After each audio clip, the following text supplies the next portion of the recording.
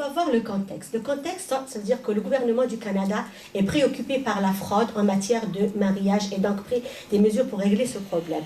L'immigration, elle n'a pas pris cette initiative comme ça, elle a pris suite à des études qui ont été faites et ils ont remarqué qu'il y avait énormément de fraude en matière de parrainage. Je vous donne un seul cas, là où moi j'étais vraiment présente, c'est qu'il y avait un couple marié ici au Québec, à Montréal. Il a incité sa femme à divorcer pour pouvoir parrainer son frère. Donc ça, c'est un cas de fraude. Donc ils ont pris l'initiative, c'est un couple résident permanent, ça fait plus de 3 ans qu'ils vivent ici. Il a pris l'initiative de faire un divorce à l'amiable. Madame, par la suite, elle est retournée dans son pays d'origine, elle s'est mariée avec son frère, elle l'a parrainé. Et ils sont rentrés. D'accord. Je vous donne un cas où moi j'étais présente. Donc c'est ça qui a poussé vraiment l'immigration à légiférer dans ce domaine et de prendre des mesures vraiment très. Donc elle a apporté des modifications au règlement. Ces modifications concernent énormément les conjoints de fait, les époux et les partenaires conjugaux. Partenaires conjugaux, ça veut dire des personnes de même sexe. L'immigration, elle reconnaît ça comme couple. Les époux conjoints de fait, c'est les personnes qui sont mariées et qui vivent dans une union plus de 1 an. Et les personnes mariées, c'est les personnes qui sont liées par un acte de mariage. Le règlement de l'immigration, sur l'immigration et les ressortissants étrangers, il a été modifié le 25 octobre 2012.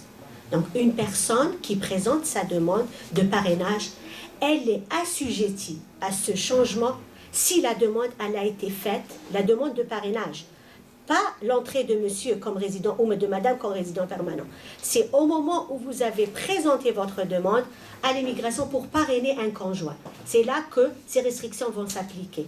Donc, elle a légiféré et la loi elle a été rentrée en vigueur à partir du 25 octobre 2012. Donc, le 25 octobre 2012, toutes les personnes qui ont présenté une demande de parrainage, ils sont assujettis à ces modifications-là. Les modifications-là concernent uniquement les conjoints de fait, les partenaires conjugaux et les époux. Donc, ça ne concerne pas le parrainage des enfants adoptifs, le parrainage des enfants biologiques ou le parrainage des parents et grands-parents. Ça ne rentre pas dans cette catégorie. C'est uniquement les personnes qui sont liées par un lien conjugal. Les conditions. Le règlement prévoit une période de 2 ans de résidence permanente additionnelle pour les demandes reçues le 25 octobre 2012 et après. La condition s'applique donc pour le mariage de 2 ans et moins et sans enfant. La condition ne s'applique pas pour le mariage de plus de 2 ans ou avec enfant.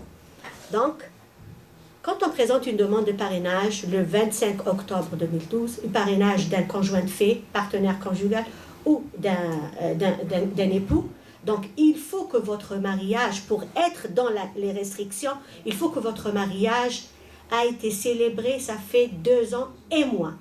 Et vous n'avez pas d'enfant. La condition ne s'applique pas. A contrario, si vous avez plus de 2 ans et ou vous avez un enfant. Donc, l'une des 2 conditions. Donc, la première, c'est mariage de 2 ans sans enfant. La deuxième, qui ne s'applique pas à vous, mariage de plus de 2 ans, ou bien vous avez un enfant.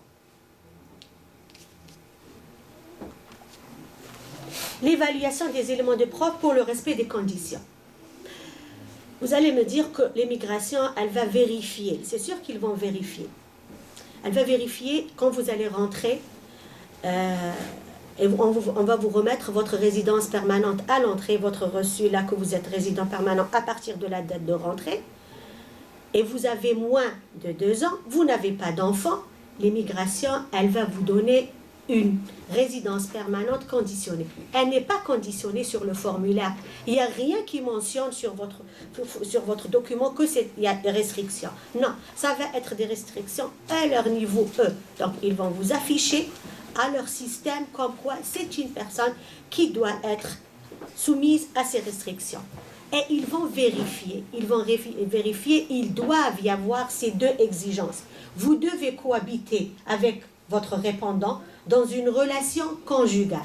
Donc, cohabiter et relation conjugale avec le répondant. Le répondant, c'est la personne qui vous a parrainé. C'est lui qui répond à vos conditions. Donc, pour l'évaluation des éléments de preuve, on doit respecter 2 choses. C'est la cohabitation et la relation conjugale. Vous devez cohabiter et vous devez être dans une relation conjugale. La cohabitation, vous avez la même adresse, vous avez ça c'est pas un élément déterminant. Il faut vraiment vivre cette relation conjugale. Immigration Canada, elle a donné des directives pour les agents d'immigration qui doivent vous contrôler.